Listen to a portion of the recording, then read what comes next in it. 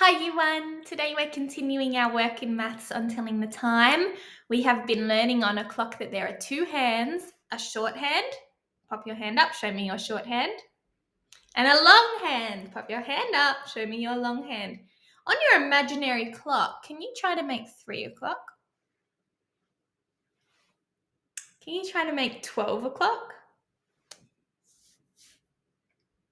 Can you try to make 2:30?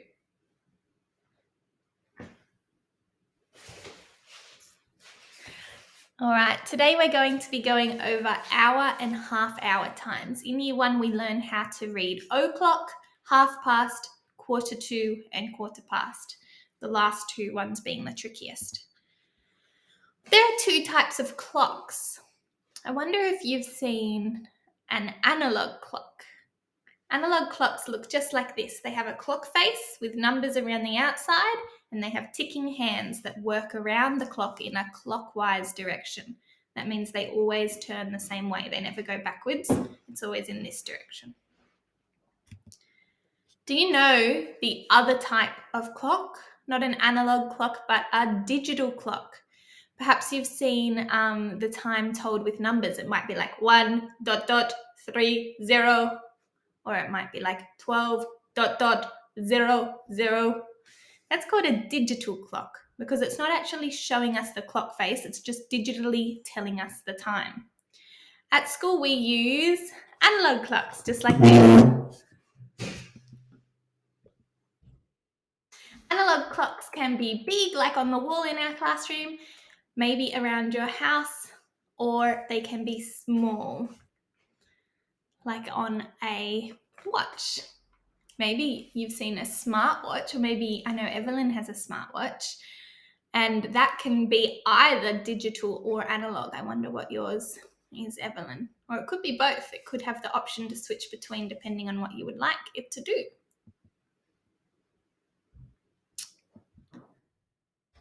Some analog clocks have numbers like this one. Others just have the little spokes, and that's a bit trickier like this one. You have to kind of work out and really know your numbers on a clock well and which spoke represents which number.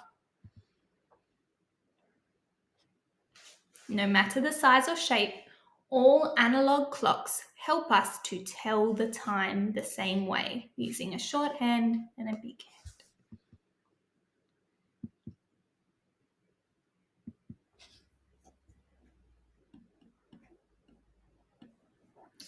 A clock face is a full circle. And we have 60 minutes, or 60 of these little spokes. If you were to count how many spokes go around the whole clock, you'd get 60. And that's because there's 60 minutes in an hour. Each minute, this long hand goes to the next spoke. And there's 60 seconds in a minute.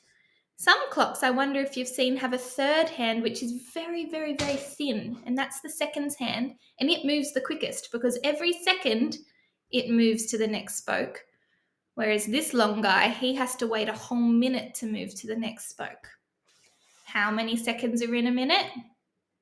60. 60 is a really important number with telling the time. There are 60 minutes in an hour. So for this small hand to move from this hour number to the next hour number, the minutes hand has to click past all 60 minutes and get back up to the top. He has to make a full revolution around the circle. All clocks have a small hand and a big hand. The small hand is the hour hand. The big hand is the minute hand. Can you tell me what time you see here? Did you say 8:30? 5, 10, 15, 20, 25, 30. Remember, when counting minutes, we can use our skip counting by 5 for each of these big black numbers because there's 5 little spokes between each of them. I can also say 8:30 as 8:30. It's a bit like Flippy Dolphin. You can also flip your time.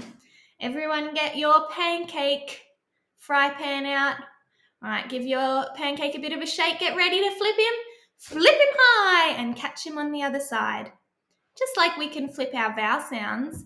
A, ah, O, oh. Say it with me. E, I, oo. What is it? Ah. Just like I can flip my vowel sounds, I can also flip some of my times. I can say 8:30 or 8:30.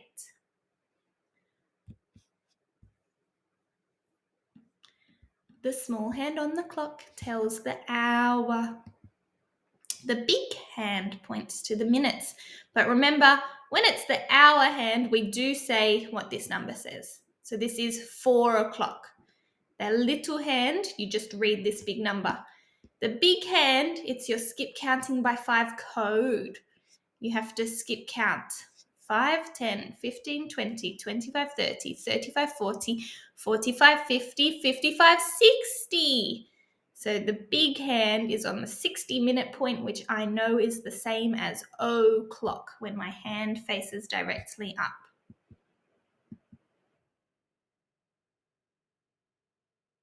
What time is this? Can you please call it out? 2 o'clock. Did you get it right?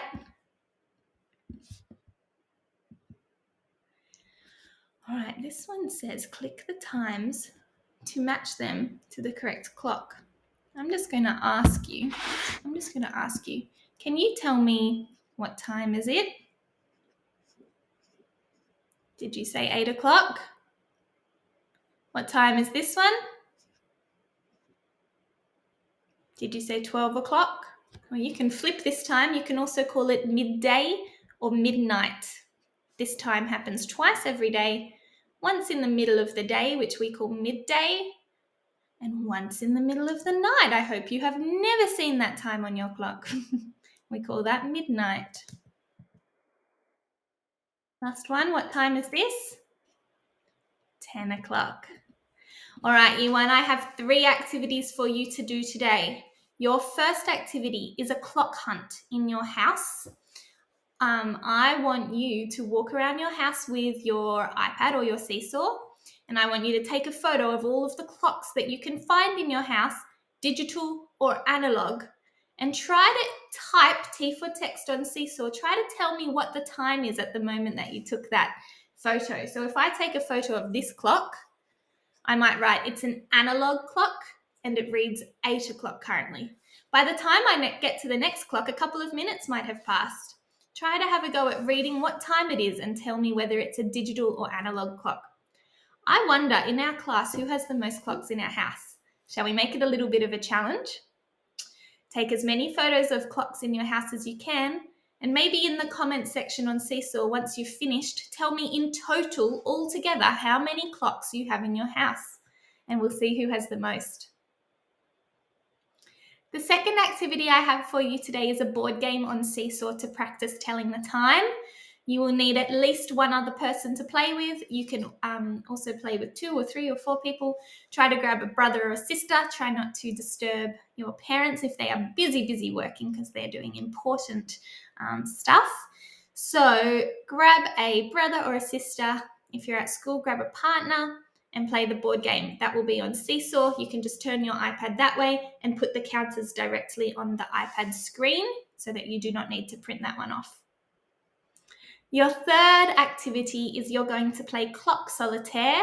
That's the clock telling the time game with cards that I have taught you how to play at school. I'm going to link a YouTube video below for you to watch to remember the rules to the game. And then all you will need is a deck of cards to play that game today. Have fun with your maths learning, Ewan.